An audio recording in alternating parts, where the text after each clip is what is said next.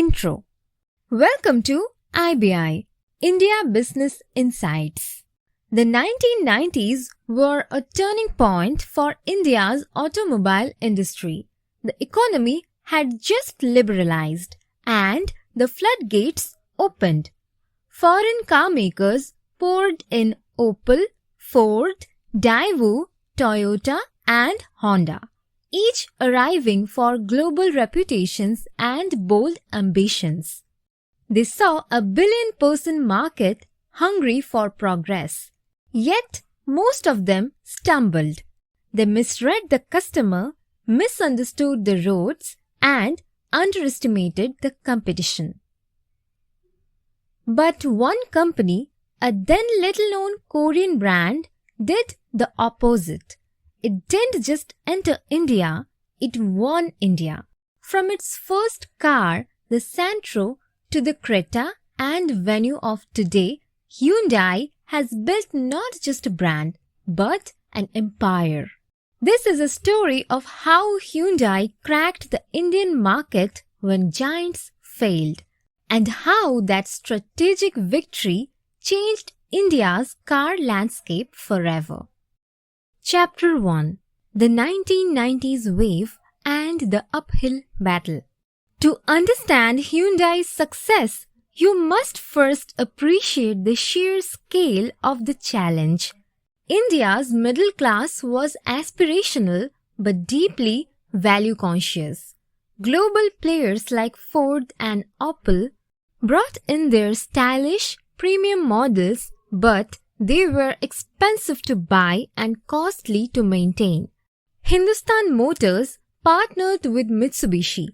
Premier flirted with Peugeot. Most of these tie-ups were half-hearted experiments, importing kits and models ill-suited for Indian roads, high fuel prices and extreme weather.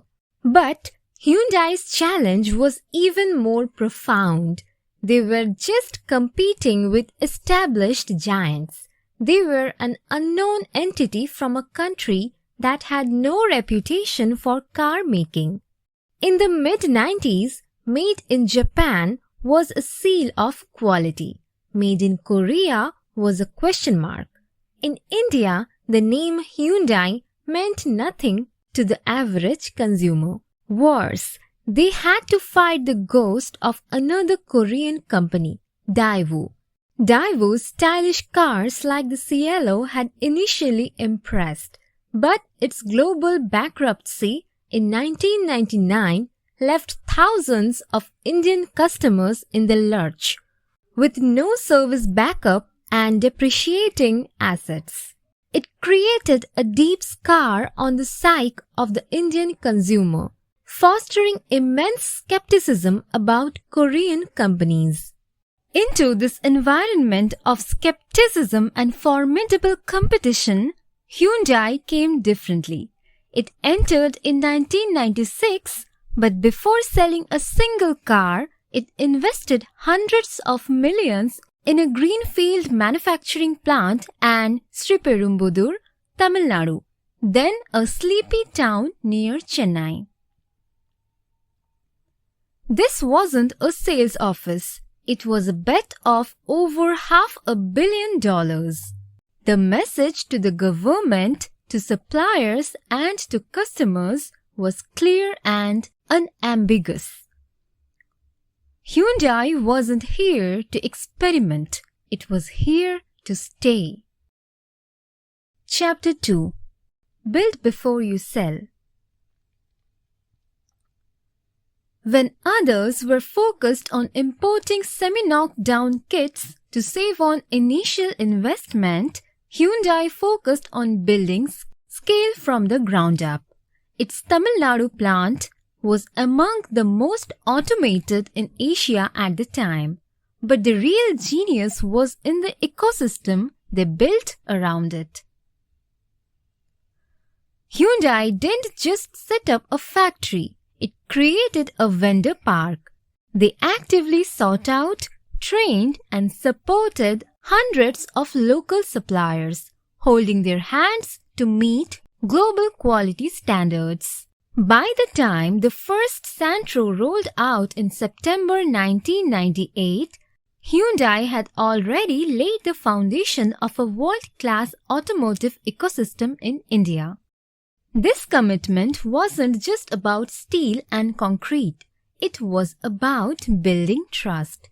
The Daewoo fiasco had taught Indians that a foreign car could become a liability. Hyundai understood this fear intimately. They invested heavily in training mechanics, standardized after-sales service protocols across the country, and introduced a 24/7 roadside assistance program, a concept that was almost unheard of in India at that time. They were explicitly turning the biggest weakness of their Korean identity, the lack of trust, into a unique and powerful strength. Chapter 3: Understanding India's Consumer. The first Hyundai car, the Santro, was a masterclass in localization, a product born from deep consumer insight. Hyundai's engineers didn't just rely on global data. They spent time on Indian roads, in Indian cities, and Indian homes. They learned that Indians wanted space for their families, fuel efficiency for their long commutes, and the reliability to handle rough roads and extreme heat. The Santro's tall boy design was the perfect answer. It was compact on the outside, but surprisingly spacious on the inside, offering a commanding driving view and easy ingress and egress. But a product is useless if no one knows about it. Hyundai's marketing campaign with Shah Rukh Khan was a stroke of genius. SRK wasn't just a celebrity. He was the face of modern India's aspirations. His endorsement turned a new, foreign brand into a household name almost overnight. In less than a year, the Santro became India's second best-selling car, nipping at the heels of the established leader Maruti's Zen. The core insight: Hyundai recognized that in India, a car is not an individual's indulgence. It's a family's most prized possession. Every decision, from the model's design to the color options to the easy EMI schemes, was built around the needs, anxieties, and aspirations of the Indian middle class. They didn't just sell a car. They sold a promise for a better, more comfortable family life. Chapter 4: Expanding the Portfolio. Having established a foothold with the Santro, Hyundai quickly expanded its portfolio, but with the same customer-centric approach. The Accent brought sedan luxury to the masses. The i10 and i20 hatchbacks introduced new levels of technology, design, and features, like power steering, airbags, and digital dashboards, at accessible prices. Each new model felt like a natural upgrade for a loyal Hyundai family. Then, in 2015, came the game changer, the Creta. At a time when the Indian market was shifting decisively towards SUVs, the Creta arrived with the perfect combination of SUV-like styling, premium features, and the reliability of a hatchback. It became an instant sensation and a category-defining success. By FY 2024, the Creta and its derivatives were capturing nearly 30% of highly lucrative mid-size SUV market. Hyundai wasn't just chasing volume, it was meticulously building an aspirational brand. Its interiors felt a step above the competition. Its cars aged well and their resale values stayed high. In a notoriously price-sensitive market, Hyundai managed to do something remarkable. It made people aspire upward, creating a premium ladder within its own brand. Chapter 5: Exports: Making India Global. While other foreign players in India struggled to even fill their domestic capacity, Hyundai was playing a different game. It had designed its Sriperumbudur plant from day one to be a global export hub. From 1999 onwards, right after launching domestically, it began shipping small cars like the Santro and the i10 to over 150 countries. As of FY 2025, Hyundai exported a staggering 3.7 million vehicles from India. That's more than many Indian automakers have sold in their home market. This export strategy was a masterstroke. It gave Hyundai's Indian operations stability, scale, and global relevance. When domestic demand slowed, exports kept the factories running and the suppliers busy. It also meant that Indian engineers and workers were building cars for the most demanding markets in the world, constantly improving the skills and quality standards. The Chennai port became a powerful symbol of India's integration into the global supply chain, with Hyundai at its vanguard. Chapter 6: Local R&D and Supplier Depth. Hyundai's commitment to India went deeper than just manufacturing. It started engineering in India. The Hyundai Motor India Engineering Center, HMIE, set up in Hyderabad in 2006, was a statement of intent. It began designing and engineering vehicles specifically for Indian conditions. This meant higher ground clearance to tackle speed breakers, suspensions turned for our patchy roads, and engines optimized for local fuel quality and driving conditions. Over time, the role of the Indian engineering team grew exponentially. They were not just tweaking global models, they were leading projects. Indian engineers began contributing to global models, marking Hyundai's strategic shift from being a mere assembler in India to a genuine innovator. This deep localization of R&D ensured that Hyundai's products were not just made in India, but made for India. Chapter 7: How Hyundai Won When Others Failed. So, why did Hyundai succeed where so many others failed? The answer lies in their approach. Most global players entered India with a degree of arrogance. They assumed that their global success and brand reputation would automatically translate here. They brought their global models, their global strategies, and expected Indians to adapt. Hyundai entered with humility and a massive long-term investment.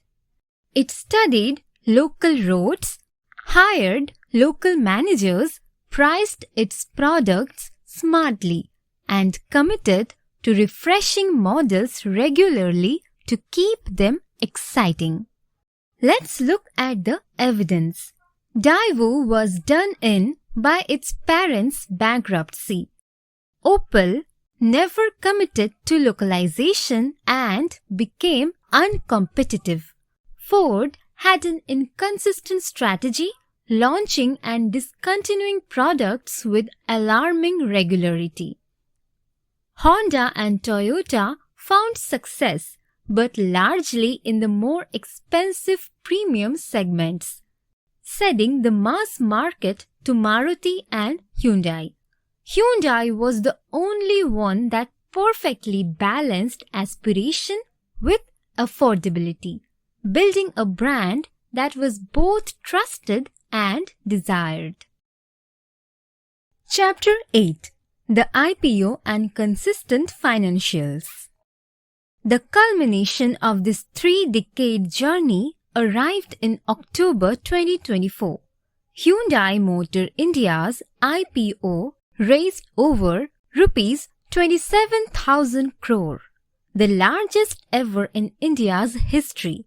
Unlike other global subsidiaries that diluted their ownership early to fund their operations, Hyundai waited. They waited until India had become their third largest market globally, a profitable, self-sustaining powerhouse. And the spectacular debut, which saw the stock list at a healthy premium, was built on rock-solid fundamentals. This financial success is not a recent phenomenon. It's a story of consistent growth and resilience. Let's look at the numbers. You can see the steady growth from 2016 to 2023. But look at the post-COVID recovery and the recent acceleration, fueled by the general uptick in automobile sales and its absolute dominance in the SUV segment. The company's performance has soared. By the end of the fiscal year 2025, revenues climbed to over Rs 85,000 crore, with profits hitting a record of Rs 5,600 crore. This is a proof that their strategy translated into sustainable, profitable success. Total parent investment today exceeds $6 billion. And as we will see in the part 2, the economy plans another Rs 45,000 crore through 2030. That's not a new commitment. It's a continuation of 3 decades of unwavering faith in India. Chapter 9: Hyundai Winning Formula. Let's break down Hyundai's winning formula with classic consulting frameworks. First, a SWOT analysis of the journey.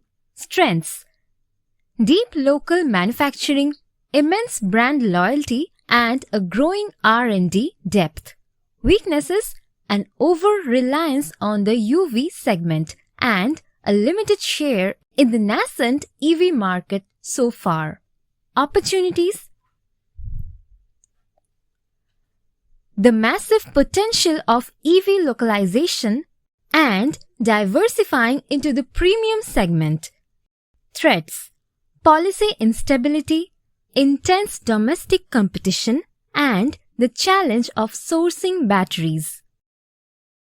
So, what was the Indian auto market like when Hyundai entered the Indian market? Rivalry was extremely high, with global and domestic players fighting for every inch of market share. Buyers were very price-sensitive but increasingly demanding features. Suppliers had moderate power, but Hyundai neutralized this by creating its own ecosystem. New entrants were limited by the massive capital expenditure, which Hyundai was willing to commit. Substitutes like shared mobility were not yet a significant threat. Outro. The key takeaway from all this analysis is simple. Hyundai's success wasn't luck. It was the result of a structured strategy, deep localization, and decades of patient capital. They built routes where others built showrooms. Thank you for joining us on this deep dive into Hyundai's incredible journey in India. In part 2, we explore Hyundai's next decade. Its ambitious EV plans, its goal to become an export superpower, and the rise of its first Indian CEO. Which Hyundai model defines the brand for you? Santro, Creta, or the upcoming EV SUV? Tell us in the comments. Don't forget to like this video, subscribe to IBI, and hit the notification bell so you don't miss part 2.